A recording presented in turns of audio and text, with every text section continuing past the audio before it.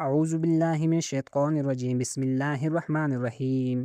صرف 6 روزے اور پورے سال کے روزوں کا ثواب؟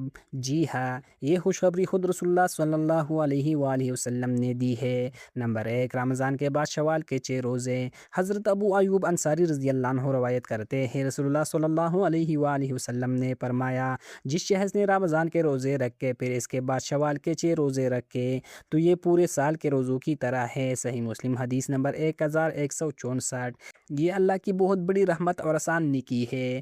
نمبر 2، ہر نیکی 10 گنا بڑھ جاتی ہے۔ حضرت ثوبان رضی اللہ عنہ روایت کرتے ہیں، رسول اللہ صلی اللہ علیہ وآلہ وسلم نے فرمایا، رمضان کے روزے 10 مہینوں کے برابر ہوتے ہیں اور اس کے بعد 6 روزے 2 مہینوں کے برابر ہوتے ہیں۔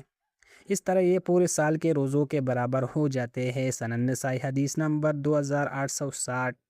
ایک نیکی کا اجر 10 گنا ہونے کی وجہ سے یہ فضیلت ملتی ہے۔ نمبر 3، اللہ کے نزدیک روزوں کی عظمت۔ حضرت ابو ہریرہ رضی اللہ عنہ روایت کرتے ہیں، رسول اللہ صلی اللہ علیہ وآلہ وسلم نے فرمایا، آدمی کے ہر عمل کا اجر بڑھا دیا جاتا ہے مگر روزہ میرے لیے ہے اور میں ہی اس کی جزا دوں گا۔ صحیح البخاری حدیث نمبر 1904۔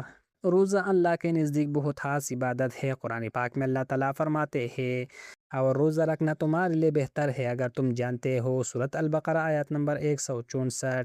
پورے سال کے روزوں کا ثواب پانے کے لیے رمضان کے روزے مکمل کرے، شوال کے 6 روزے رکھے، اخلاص کے ساتھ عبادت کرے، چھوٹا عمل مگر بہت بڑا اجر۔